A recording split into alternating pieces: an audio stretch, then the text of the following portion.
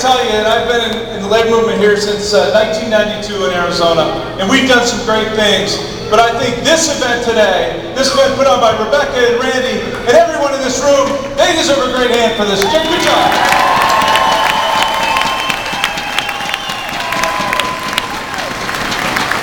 You know, I'll also tell you, and I've known Randy for quite a while myself, that if Rebecca has any stories she's going to share with you afterwards, I've got one to share with you now. And that is that when Randy came back to Arizona just a few months ago, he came back energized to build this labor movement. He came back proud to be back in Arizona to build the labor movement. And he is probably one of the smartest, most dynamic young labor leaders I know. Let's give him a big hand.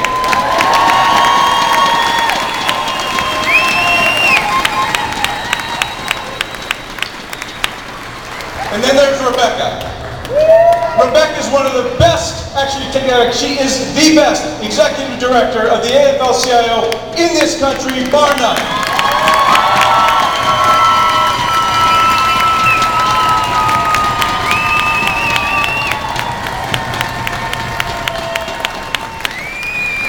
This labor movement and the AFL-CIO need about 50 more just like her to make this movement strong and dynamic, and we're getting there, right, Rebecca? Good job.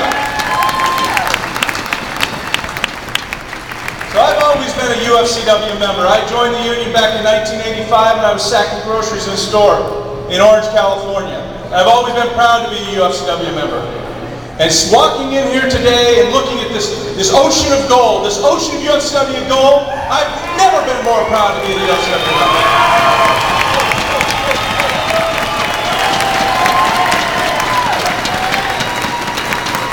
And I'm even happy to see it sprinkled with a little NEA blue up there, guys. Welcome to the UFCW Center. You know, I got my talking points today, and I'm going to talk about the Employee Free Choice Act, and I'll get around to that in a second. As Rebecca said, I had 90 seconds, but it's a little hard to take the microphone out of your hand once you're up here. So she's going to have to fight me for it. But this morning, when the UFCW members came in, they were handed a list. They were handed a list of UFCW members who have requested early ballots, and they were asked to phone call the people on that list. And this morning, 1,500 UFCW members got a call at their house by these people here telling them, vote for Barack Obama.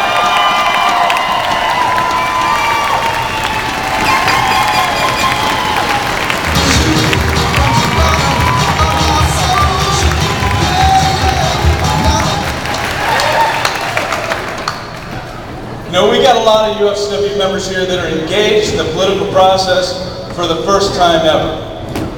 But we also have a lot that are old seasoned salts at this, like Ed Philpson and Jimmy Bauer. You know, we have new members out there like Hannah Gamble, who you're going to meet here in a second, who are getting involved for the first time ever to make sure that Barack Obama becomes the next president of the United States, that we get labor law reform in this country, that we get the Employee Free Choice Act in this country, and that workers have rights for a change.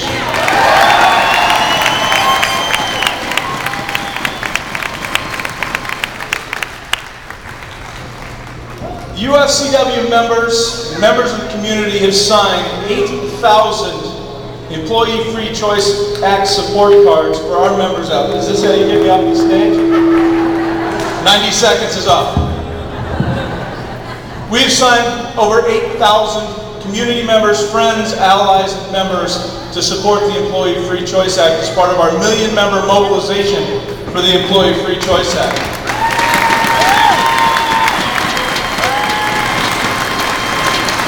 And the Employee Free Choice Act means a lot. As I said, I've been here in Arizona for quite a while. And we've come close on several things. You know, healthcare reform, labor law reform, striker replacement. We've come close on these things over the last 16 years that I've been here. But I don't think we have ever been so close to something so great as we are the Employee Free Choice Act.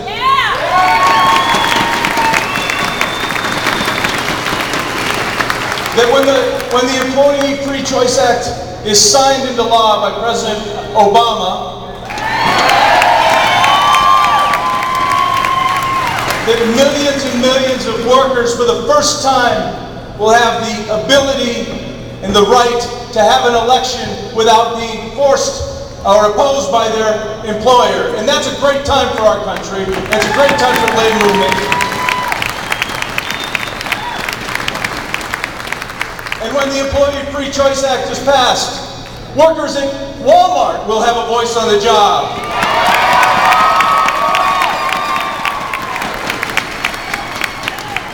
Workers at Bashas' will have a voice on the job.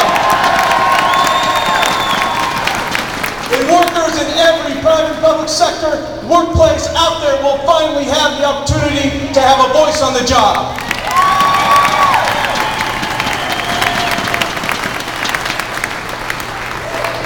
Now I'm going to leave off a little bit by talking about the difference between our candidate, President Obama, and the other guy. And I'm not going to use his name because when I do, I usually curse.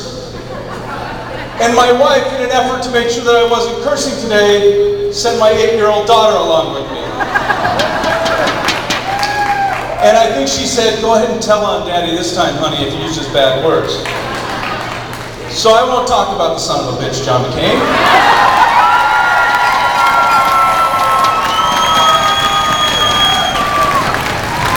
And I'm not going to talk about what he'll do to this country if elected president, because that's not going to happen. Because it's not going to happen because Arizona is going to elect Barack Obama president of the United States.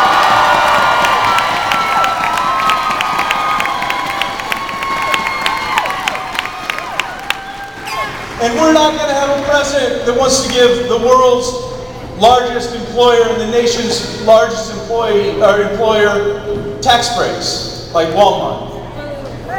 We're not going to let Walmart help decide who elects the next president. Walmart went out and met with their managers throughout the country and told them to encourage their employees to vote for that son of a gun. And there's only one reason why they did that, and it's the Employee Free Choice Act. And the Bashas' company, the leadership of the Bashas' company has gone out and endorsed John McCain, the son of a gun. And in my mind, there's only one reason that an anti-union, anti-worker, slave labor employer would do that. It's because they don't want the Employee Free Choice Act, they don't want their workers to have rights on the job, and they don't want to see me standing across the bargaining table negotiating the next contract for them.